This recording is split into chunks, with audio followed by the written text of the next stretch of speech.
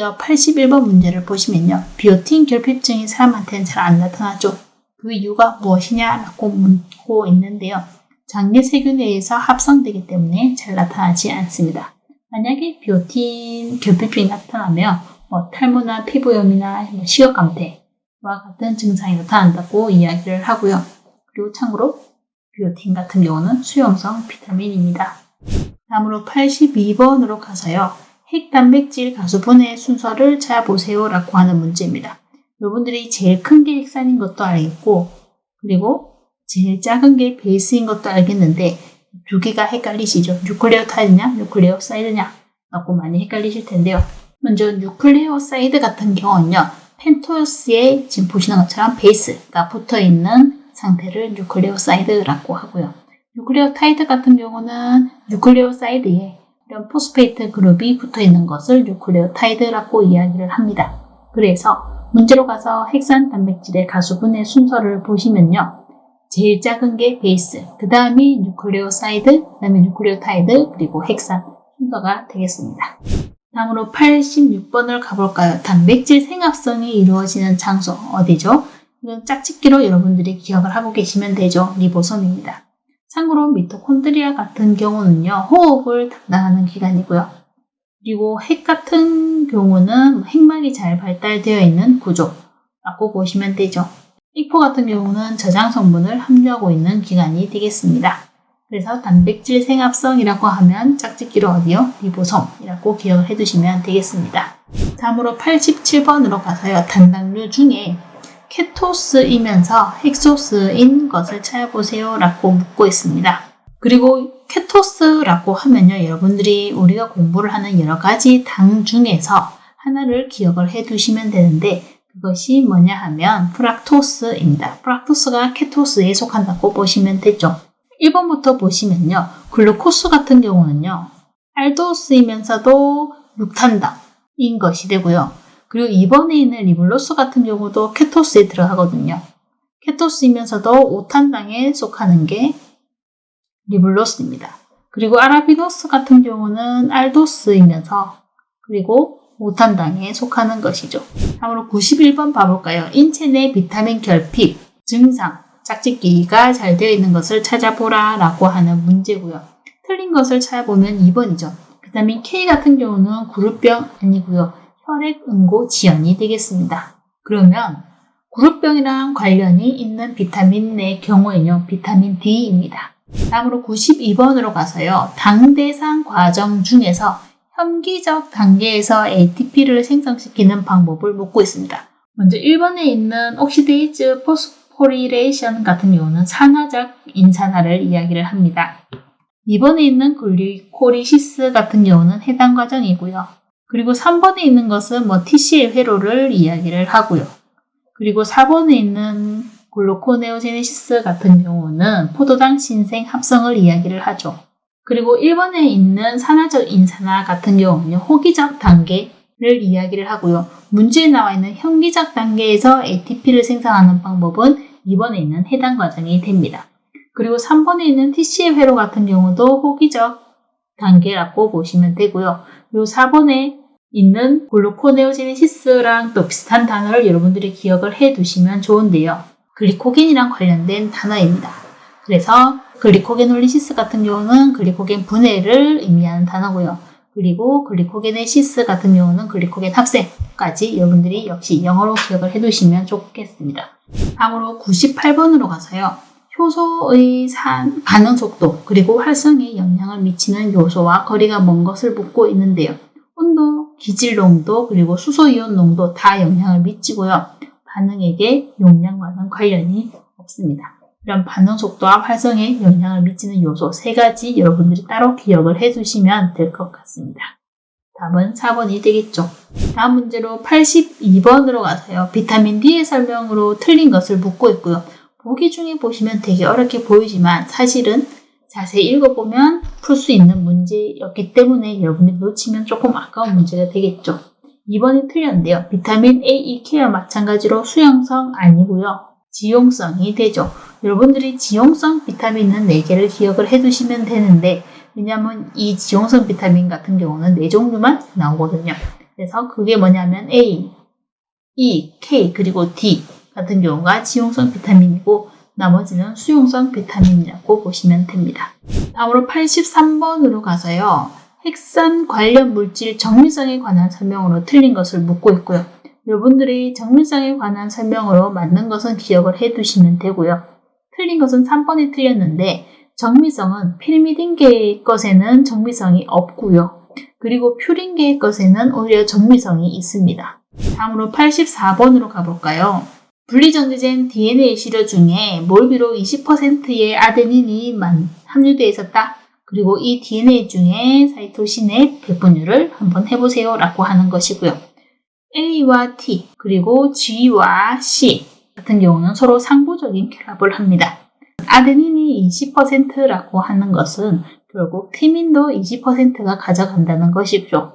그리고 AT 그리고 GC가 전부 다 합쳐서 100%가 나와야 하기 때문에 나머지 40%를 뺀 60%는 G와 C가 들어가는 것이 되고요.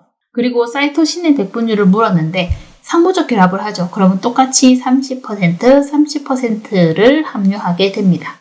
그래서 문제에 가서 사이토신의 배분율은 30%가 되겠습니다. 다음으로 85번 문제로 가서요.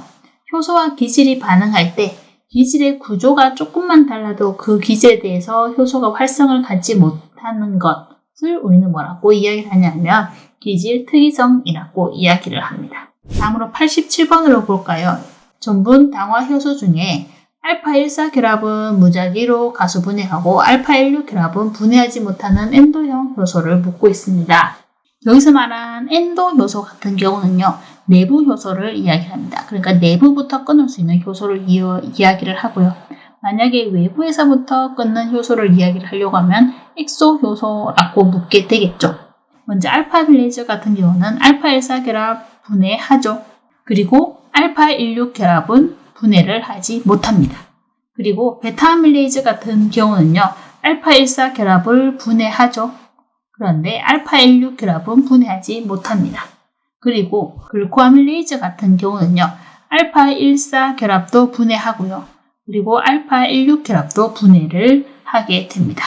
그러면 알파-아밀레이즈랑 베타-아밀레이즈 같은 경우가 문제에서 포함이 되는 것이잖아요. 알파-1사 결합은 가수 분해하고 알파-16 결합은 분해하지 못하는 것.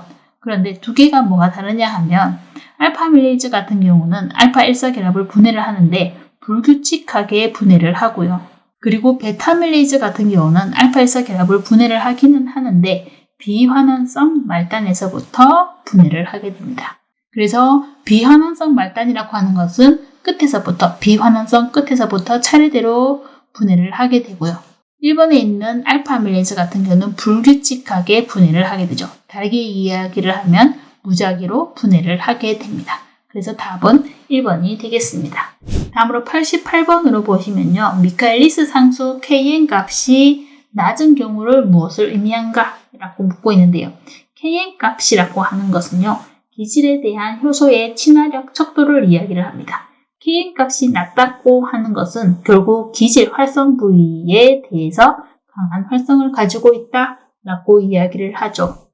이렇게 강한 활성을 가지고 있다라고 하는 것은요. 또 다르게 이야기를 하면 친화력이 그만큼 더 크다라고 하는 것을 의미합니다. 그래서 답은 1번이 되겠습니다. 다음은 95번인데요. 젖산이 코리 회로에 의해서 간으로 이동하면 무엇으로 전환되는가? 라고 묻고 있습니다. 코리 회로라고 하는 것은요. 글루코스가 현기적인 조건에서는 락테이트가 만들어지는데요. 이 락테이트가 혈액을 통해서 간으로 가게 되면 이 락테이트는 다시 포도당 신생 합성을 통해서 글루코스가 만들어지고 이 글루코스가 다시 혈액을 통해서 근육으로 가는 이 과정을 우리는 코리 회로라고 이야기를 하거든요. 그러면 문제로 가서 젖산이 코리 회로에 의해서 간으로 가면 무엇이 만들어지냐 하면 포도당이 다시 만들어지게 됩니다. 다음으로 칼슘과 인의 흡수, 체내 축적을 돕고 조직 중에서 칼슘과 인을 결합해서 뼈에 침착하게 만드는 작용을 하는 비타민이 무엇인가 라고 묻고 있고요. 이런 비타민을 우리는 비타민 D라고 이야기를 하죠. 그래서 비타민 D 같은 경우는요. 칼슘과 인이 흡수되고 이용되는데 필요하고 뼈 형성과 유지에 필요하고 그리고 비타민 D와 관련된 결핍증이 골다공증이죠. 이런 골다공증 발생 위험 감소에 도움이 주는 것이 바로 비타민 D가 되겠습니다. 다음에서요, 84번으로 보시면 수용성 비타민을 찾아주세요 라고 하고요. 여러분들이 지용성 비타민 4가지를 제가 기억을 해주세요 라고 말씀을 드리는데, 그게 뭐였냐 하면 비타민 A, D, E, K를 이야기를 하죠. 그런데 보기 중에 보면 비타민 A, D, K가 없다라고 보실 수도 있는데 또 다른 이름이 들어가 있습니다. 그것이 뭐냐 하면 토코페롤, 토코페롤이 여기죠. 우리는 비타민 E를 또 다르게 이야기를 하면 토코페롤이라고도 이야기를 합니다. 그래서 답은 4번이 되겠습니다. 다음으로 85번으로 가서요. 포도당 100g/L를 이용해서 빵 효모를 생산하려고 하는데 발효 후에 에탄올이 부산으로 10g이 생산이 되었다. 그러면 이때 생산된 균체 양은 얼마인가? 근데 균체 생산율이 0.5g/g 글루코스더라 라고 이야기를 하고 있습니다. 우리가 한 분자의 포도당 글루코스를 이용해서 에탄올을 2분자를 만들어 줄 수 있는데요. 분자량으로 보시면 글루코스 같은 경우는 180이고요. 그리고 에탄올 같은 경우는 46이거든요. 그런데 문제에서 보시면 에탄올이 부산물로 10이 만들어졌잖아요. 그러면 여기에 생산되는 양을 여러분들이 계산을 해보시면 단순히 비례식으로 계산을 하시면 되죠. 180을 넣었더니 46 곱하기 이만큼이 만들어주는데 내가 글루코스를 얼마나 썼는지는 모르겠는데 10이 만들어졌더라 라고 계산을 해서 여러분들이 이 X를 구해보시면요. 대략 19.57 정도가 만들어집니다. 글루코스 19.57 정도는 에탄올이 만들어지는데 생산이 되었다는 것입니다. 그러면 나머지 80.43, 왜냐하면 전체적으로 100을 들어갔으니까 서로 빼면 80.43 정도는 균체 생산에 이용이 되었다는 것이죠. 그런데 균체 생산 수율이 0.5 정도잖아요. 그래서 80.43에 0.5 정도를 곱해주게 되면 약 40이 계산이 됩니다. 다음으로 90번으로 가서요. 수율에 관해서 묻고 있습니다. 우리가 수율이라고 하는 것은요. 퍼센트로 많이 나타내게 되죠. 수율이라고 하는 것은 내가 얼마를 넣었는데 거기에서 생산이 얼마가 되었더라 라고 하는 것을 퍼센트로 나타낸 것입니다. 그래서 답은 3번이 되겠죠. 투입된 단위 원료량에 비해서 생산 물량이 얼마나 남았더라 라고 하는 것이 수율에 관한 개념입니다. 91번으로 가서요. 단세포 단백질로 이용할 수 없는 미생물을 찾아주세요 라고 하는 것이고요. 여러분들이 4번 같은 경우는 기억을 하고 계시면 좋은 미생물 이름이죠. 아스퍼길러스 플라보스 같은 경우는 곰팡이에 속하는 것이고요. 대표적인 독소를 만들어내는데 그 독소 이름이 뭐였냐 하면 간장동인 아플라톡신을 생산하는 곰팡이였습니다. 다음으로 93번으로 가서요. 핵산 종류 중에 이러한 성격을 가지고 있는 핵산은 무엇인가 라고 묻고 있는데요. 리보솜에서 단백질이 합성될 때 아미노산이 ATP에서 일단 활성화된 후에 한 종류의 핵산에 특이적으로 결합이 되죠. 그리고 이 활성화된 아미노산이 결합되는 핵산을 묻고 있고요. 아미노산을 결합을 해서 이동시켜주는 역할을 하는 RNA가 바로 이 tRNA가 되겠습니다. 다음으로 97번을 볼까요? 비타민 F에 해당되지 않는 지방산을 묻고 있는데요. 비타민 F가 뭐냐 하면 필수 지방산을 의미하거든요. 그래서 여러분들이 필수 지방산으로 3가지를 기억을 하고 계실 텐데 그게 하나가 뭐냐면 리놀레익 애시드, 그리고 리놀레닉 애시드, 그리고 아라키도닉 애시드가 되겠죠. 1번의 올레익 애시드는 상관이 없습니다. 그리고 문제 나온 김에 여러분들이 탄소수 그리고 이중결합수를 한번 보시면요. 올레익 애시드 같은 경우는 탄소수가 18개인데 이중결합은 1개인 지방산이고요. 그리고 리놀레익 애시드 같은 경우는 탄소수가 18개인데 이중결합은 2개인 것. 그리고 리놀레닉 같은 경우는 역시 탄소수가 18개인데 이중결합은 3개인 것. 그리고 아라키도닉 애시드 같은 경우는 탄소수가 조금 더 늘었죠. 20개이고요. 그리고 이중결합은 4개인 지방산이 되겠습니다.